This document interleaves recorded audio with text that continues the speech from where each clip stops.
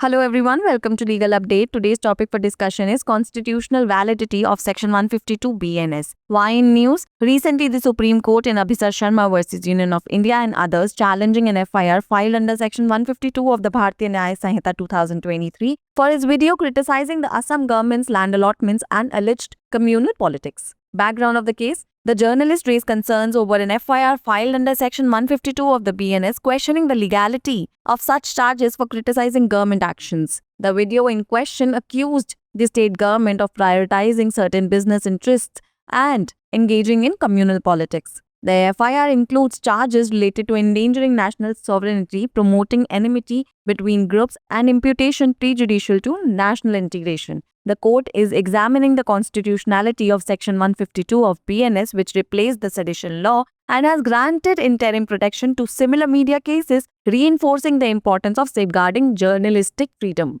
What were the court observations? The Supreme Court bench, comprising of Justices M.M. Sundaresh and N. Koteswar Singh, stated that reviewing Section 152, which criminalizes acts that endanger national sovereignty through communication or expression, the case centers on the balance between the right to criticize government policies and the need for national security. Interim protection has been granted to other media professionals facing similar charges, underlining the court's consideration of free speech. The case is scheduled for a hearing in the coming days, with the court likely to scrutinize the impact of such provisions on freedom of press. Provision involved is Section 152 of the BNS, which criminalizes acts that purposely or knowingly endanger sovereignty, unity, and integrity of India through any means of communication or expression. The provision covers exciting or attempting to excite secession, armed rebellion, subversive activities, or encouraging separatist feelings. The punishment prescribed is imprisonment for life or up to 7 years with mandatory fine.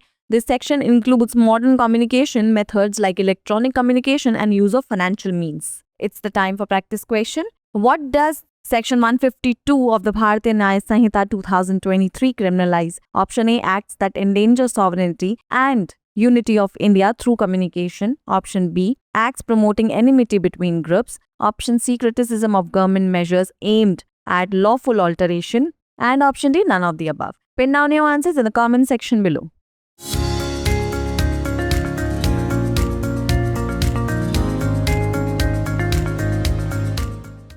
Legal update program में आपका स्वागत है। आज का हमारा विषय है BNS की धारा 152 की संवैधानिक वैधता। तो आइए सबसे पहले जानते हैं ये चर्चा में क्यों है। हाल ही में सर्वोच्च न्यायालय ने अभिसार शर्मा बनाम भारत संघ और अन्य मामले में भारतीय न्याय संहिता 2023 की धारा 152 के तहत दर्ज एफआईआर को चुनौती दी, जिसमें असम सरकार के भूमि आवंटन और कथित सांप्रदायिक राजनीति की आलोचना करने वाले उनके वीडियो के लिए मामला दर्ज किया गया था। आइए जानते हैं मामले की पृष्ठभूमि को। पत्रकार ने बीएनएस की धारा 152 के तहत दर्ज एफआईआर पर चिंता जताई तथा सरकारी कार्यों की आलोचना करने पर इस तरह के आरोपों की वैधता पर सवाल उठाया।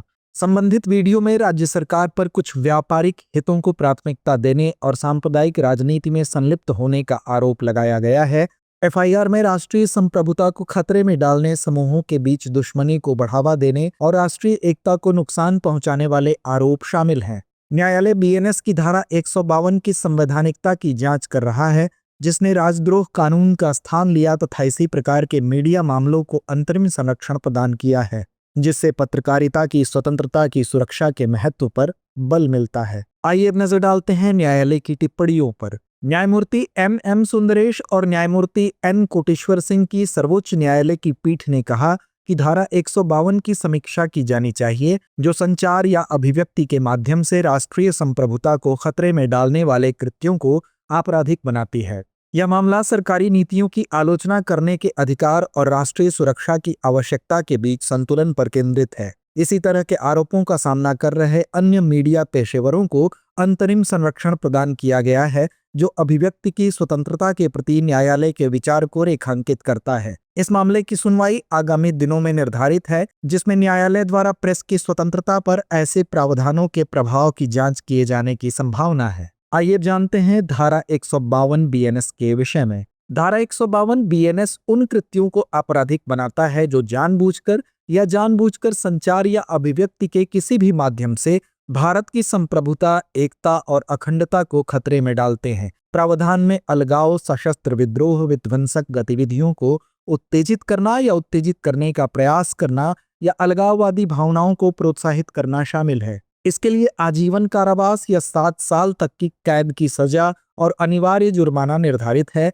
इस धारा में इलेक्ट्रॉनिक संचार जैसे आधुनिक संचार माध्यम और वित्तीय साधनों का उपयोग भी शामिल है। तो आइए अंत में नोट करते हैं आज का अभ्यास प्रश्न। भारतीय न्याय संहिता 2023 की धारा 152 क्या अपराध घोषित करती है? विकल्प ए, ऐसे कार्य जो संचार के माध्यम से भारत की संप्रभुता और एकता को खतरे में डालते हैं। विकल्प बी, समूहों के बीच शत्रुता को बढ़ावा देने वाले कार्य। विकल्प सी, वैध परिवर्तन के उद्देश्य से सरकारी उपायों की आलोचना। या विकल्प डी, उपरोक्त में से कोई नहीं। तो इस प्रश्न का जवाब कमेंट बॉक्स में देना ना भूलें। धन्यवाद।